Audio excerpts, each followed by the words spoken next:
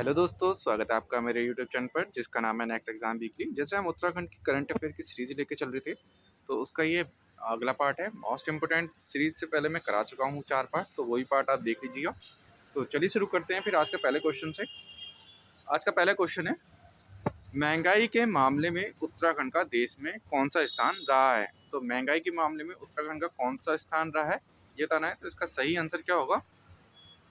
चौथा स्थान, यानी कि इसका बी आंसर सही है। महंगाई के मामले में उत्तराखंड का देश भर में चौथा स्थान रहा है। काफी महंगा रहा है, याद रखिएगा कौन से नंबर पर रहा है। नेक्स्ट है, 20 सूत्री कार्यक्रम के तहत निर्धारित विकास सूत्रों की रैंकिंग में राज्य के किस जिले का प्रथम स्थान मिला है। मतलब जो 20 सूत्री मांग चल रही है उसमें उत्तराखंड के किस जिले का स्थान पहले नंबर पर रहा था। अभी ये क्वेश्चन पूछा भी गया था कि 20 सूत्री मांग कब से स्टार्ट हुई थी, तो याद रखिएगा 1975 से 20 सूत्री मांग स्टार्ट हुई थी। ठीक है, और अपना जो उत्तराखंड का इसमें जिला फर्स्ट रहा है वो रहा है टिहरी, यानी कि इसका बी आंसर सही है। दोनों चीज याद रखिएगा, 20 सूत्री मांग 1975 से, और अपना उत्तराखंड का जिला कौन सा रहा है? टिहरी रहा है। नेक्स्ट क्वेश्चन है, उत्तराखंड राज्य सरकार द्वारा पशु संरक्षण हेतु कौन सा प्रोजेक्ट शुरू किया गया है। तो पहले तो ये बताना है कि पशु संरक्षण के लिए है, ठीक है। और दूसरा है कौन सा प्रोजेक्ट है, तो वो है ए हेल्प। ए हेल्प मतलब एनिमल हेल्प, ठीक है। एनिमल हेल्प शुरू किया गया है पशु के संरक्षण के लिए। ये देखिए मुख्यमंत्री ने इसका शुभारंभ किया था, याद रखिएगा। ए हेल्प पशु के संरक्षण हेतु शुरू किया गया है। नेक्स्ट क्वेश्चन देखते हैं, दुनिया की सबसे छोटी तितली ग्रास ज्वाला उत्तराखंड के किस जिले में पाई गई है। तो ग्रास ज्वाला उत्तराखंड के किस जिले में पाई गई है? ये दुनिया की सबसे छोटी तितली है, तो ये है पिथौरागढ़ में, यानी कि इसका ए आंसर सही है। पिथौरागढ़ में दुनिया की सबसे छोटी तितली ग्रास ज्वाला पाई गई है, याद रखिएगा। इंपोर्टेंट क्वेश्चन है ये। इंडिया जस्टिस रिपोर्ट 2022 के अनुसार न्याय दिलाने के मामले में भारत के 18 बड़े राज्यों में से उत्तराखंड का कौन सा स्थान रहा है। तो देखिए 18 राज्यों की सूची बनाई गई, जिसमें कहाँ न्याय जल्दी मिल जाता है और कहाँ लेट से मिलता है। तो उसमें उत्तराखंड की रैंक क्या रही है? वो रही है 14वीं, यानी कि इसका बी आंसर सही है। यानी कि इसमें ऑन एन एवरेज बहुत कम न्याय जल्दी से मिल पाता है, जबकि छोटा स्टेट है तो जल्दी मिल जाना चाहिए था, लेकिन यहाँ भी देरी होती है। तो फिर भी इसके याद रखिए कौन सी रैंक मिली है? 14वीं रैंक मिली है, यानी कि इसका बी आंसर सही है। नेक्स्ट क्वेश्चन है, सावित्री बाई फुले प्रशंसा अवार्ड 2023 से किसे सम्मानित किया गया है। तो सावित्री बाई फुले प्रशंसा अवार्ड 2023 से किसे सम्मानित किया गया है? ये सम्मानित किया गया है डॉक्टर शशि पांडे, यानी कि इसका ए आंसर सही है। यह है शशि पांडे जिनको अवार्ड दिया गया है सावित्री फुले प्रशंसा अवार्ड 2023। नैनीताल में दिया गया था, याद रखिएगा कहाँ दिया गया था, ठीक है। और किसको दिया गया है? शशि पांडे जी को, यानी कि इसका ए आंसर सही है। नेक्स्ट क्वेश्चन है, वर्तमान में उत्तराखंड अर्थ एवं संख्या निदेशालय के अनुसार उत्तराखंड का सर्वाधिक प्रति व्यक्ति आय वाला जिला कौन सा है। तो सर्वाधिक प्रति व्यक्ति आय पूछी है, तो इसका सही आंसर है हरिद्वार, यानी कि इसका बी आंसर सही है। जहां सर्वाधिक जनसंख्या वहीं पर है सर्वाधिक प्रति व्यक्ति आय। यहाँ बहुत काम करने की, जैसे वहाँ सिडकुल है, फिर एक धार्मिक नगरी है, तो वहाँ टूरिस्ट आते हैं घूमने दूर दूर से, तो इस वजह से वहाँ की प्रति व्यक्ति आय सर्वाधिक है। नेक्स्ट क्वेश्चन है, मुख्यमंत्री कौशल उन्नयन वैश्विक रोजगार योजना किस तिथि से प्रारंभ की गई। तो देखिए तिथि पूछी है और ईयर भी पूछ सकता है, तो ईयर 2023 है, अभी हाल का करंट अफेयर है ये, ठीक है। और कब से स्टार्ट की गई है ये? 9 मई 2023 से। तो दोनों चीज याद रखिएगा, 9 मई 2023 से स्टार्ट हुई है मुख्यमंत्री कौशल उन्नयन वैश्विक रोजगार योजना, यानी कि इसका बी आंसर सही है। नेक्स्ट क्वेश्चन है, धामी जी द्वारा सड़कों को गड्ढा मुक्त बनाने हेतु कौन से ऐप को लॉन्च किया गया है। तो देखिए रास्तों में जो गड्ढे हो जाते हैं सड़कों में, उनको रिपोर्टिंग करने के लिए एक एप्लीकेशन बनाई गई है, उसका नाम क्या रखा है? तो उसका नाम रखा है पैच रिपोर्टिंग ऐप। पैच माने होता है गड्ढा, तो उसी के नाम से ये रखी गई है। देखिए जैसे रास्तों में गड्ढे हैं, इनके फोटो क्लिक होते हैं और इस एप्लीकेशन पे आप अपलोड कर दोगे और उस पर कार्यवाही हो जाएगी। तो याद रखिएगा किस नाम से है, पैच रिपोर्टिंग ऐप, यानी कि इसका ए आंसर सही है। 2023 में किस केदार को राष्ट्रीय स्मारक घोषित किए जाने हेतु अधिसूचना जारी की गई है? तो देखिए पूछा गया है किस केदार को राष्ट्रीय स्मारक घोषित किए जाने हेतु अधिसूचना जारी की गई है? तो इसका सही आंसर है तुंगनाथ, यानी कि इसका ए आंसर सही है। उत्तराखंड का सर्वाधिक ऊंचाई पर स्थित मंदिर तुंगनाथ है, ये भी याद रखिएगा। और कहाँ पर है ये भी याद रखिएगा, ये है रुद्रप्रयाग में। तुंगनाथ कहाँ पर है? रुद्रप्रयाग में, आरडीपी। तो इसको जो है राष्ट्रीय स्मारक घोषित करने की अधिसूचना जारी की गई है, यानी कि इसका ए आंसर सही है। नेक्स्ट क्वेश्चन है, हाल ही में विमोचित पुस्तक साइबर एनकाउंटर पुस्तक के लेखक कौन है?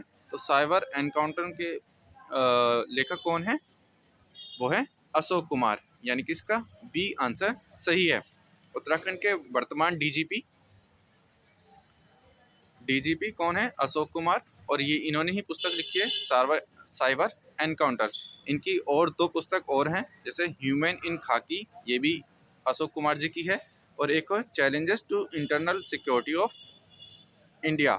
तो ये तीन बुक याद रखिएगा, तीनों ही इंपॉर्टेंट है, human in khaki, cyber encounter और challenges to internal securities of India, याद रखिएगा, यानी कि इसका बी आंसर सही है।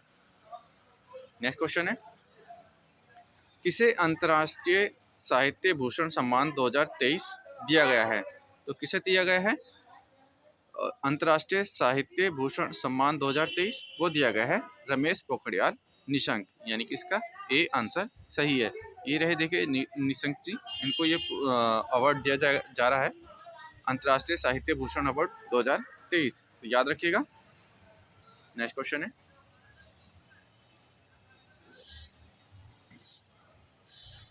राष्ट्रीय होम्योपैथी सम्मेलन होम्योकॉन 2023 का शुभारंभ कहाँ किया गया है? तो होम्योकॉन का शुभारंभ कहाँ किया गया है ये बताना है। इसका सही आंसर है देहरादून, यानी कि इसका ए आंसर सही है। मुख्यमंत्री धामी जी ने इसका शुभारंभ किया था, और कहाँ किया गया था?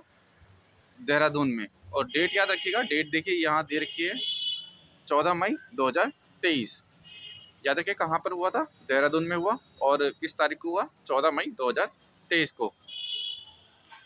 एनडीआरएफ का पहला पर्वतारोहण अभियान साहस 2023 का आयोजन कहाँ किया गया? देखिए एक अभियान चला था एनडीआरएफ का। एनडीआरएफ की फुल फॉर्म याद रखिएगा, नेशनल डिजास्टर रिस्पॉन्स फोर्स, जिसकी स्थापना हुई थी 2005 में। इसके ही तर्ज पे फिर हमारा बनाया गया एसडीआरएफ की स्थापना हुई थी 2006 में। दोनों ये भी याद रखिएगा, ठीक है।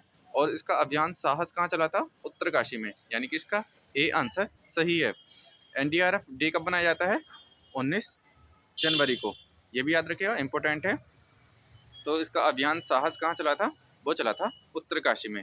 नेक्स्ट क्वेश्चन है, प्रधानमंत्री आवास योजना ग्रामीण परफॉर्मेंस इंडेक्स में उत्तराखंड का देश में कौन सा स्थान रहा है? देखिए ये ग्रामीण का पूछा गया है, याद रखिएगा, यहाँ पूछा है ग्रामीण परफॉर्मेंस इंडेक्स में पूछा गया है ना, कि प्रधानमंत्री ग्रामीण योजना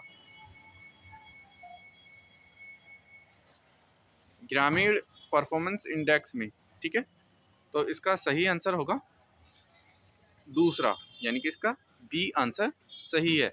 सेकंड नंबर पर रहा है प्रधानमंत्री आवास योजना ग्रामीण परफॉर्मेंस इंडेक्स में उत्तराखंड का स्थान, ठीक है, याद रखिएगा। नेक्स्ट क्वेश्चन है, निम्न में से किसे पहला भैरव दत्त धूलिया अवार्ड 2023 दिया गया है? देखिए पूछा गया है पहला। पहला आपको पता है, पहला अगर अवार्ड दिया जाता है तो बहुत ही इंपॉर्टेंट हो जाता है।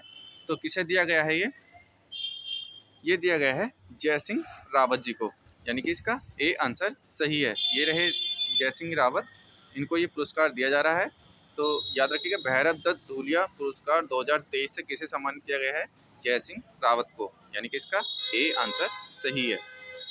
नेक्स्ट क्वेश्चन है,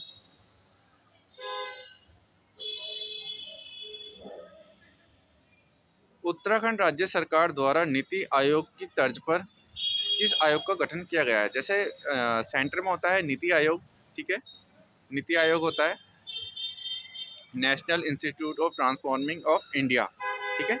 1 जनवरी 2015 से इसका स्टार्ट किया था, जबकि घोषणा हो गई थी इसकी 15 अगस्त 2014 को, ठीक है। इससे अभी क्वेश्चन पूछा भी गया था। तो उत्तराखंड में जो शुरू हुआ है वो शुरू हुआ है सेतु, ठीक है, याद रखिएगा। उसी के तर्ज पे, नीति आयोग की तर्ज पे किसके बनाया गया है? उत्तराखंड में सेतु बनाया गया है, याद रखिएगा। इसकी फुल फॉर्म बहुत इंपॉर्टेंट है, फुल फॉर्म याद रखिएगा, स्टेट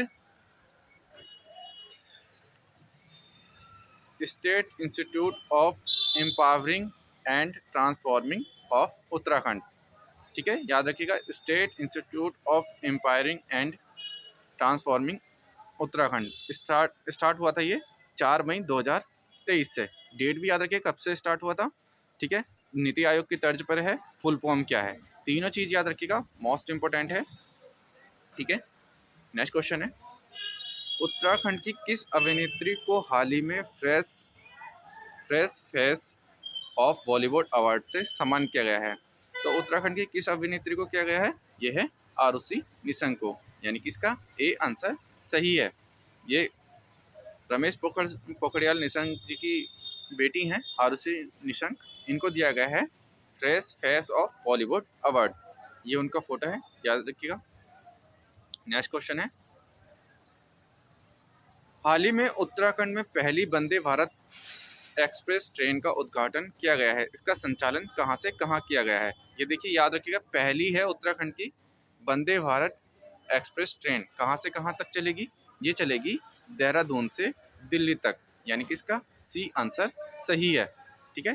देहरादून से दिल्ली तक चलेगी, याद रखिएगा। और कब स्टार्ट हुई थी, ये मोस्ट इंपोर्टेंट, ये भी ना कि कब स्टार्ट हुई थी, तो ये हुई थी 29 मई 2023 को। दोनों चीज याद रखिएगा, कहां से कहां तक, देहरादून से दिल्ली, और स्टार्ट हुई थी 23 मई को। नेक्स्ट क्वेश्चन है, और आज का लास्ट क्वेश्चन ये, हाल ही में द गोल्डन ईयर्स नामक पुस्तक का विमोचन किसने किया है? इसके लेखक कौन है? द गोल्डन ईयर्स, देखिए ये पुस्तक है द गोल्डन ईयर, ठीक है, इसके लेखक कौन है? वो है उत्तराखंड के फेमस राइटर रस्किन बॉन्ड, यानी कि इसका सी आंसर सही है। रस्किन बॉन्ड ने ये पुस्तक लिखी है, देखिए ये पूरा मैं आपको बुक का फ्रंट पेज दिखा दे रहा हूँ। द गोल्डन ईयर्स, ये है रस्किन बॉन्ड की पुस्तक है, ठीक है, याद रखिएगा। तो ये थे आज के इंपॉर्टेंट क्वेश्चन। उम्मीद है आपको वीडियो पसंद आई होगी। वीडियो पसंद आए तो वीडियो को लाइक कीजिएगा, अगर आप चैनल पर न्यू हो तो चैनल को सब्सक्राइब कीजिएगा, और अपने दोस्तों के साथ ज़्यादा से ज़्यादा शेयर कीजिएगा।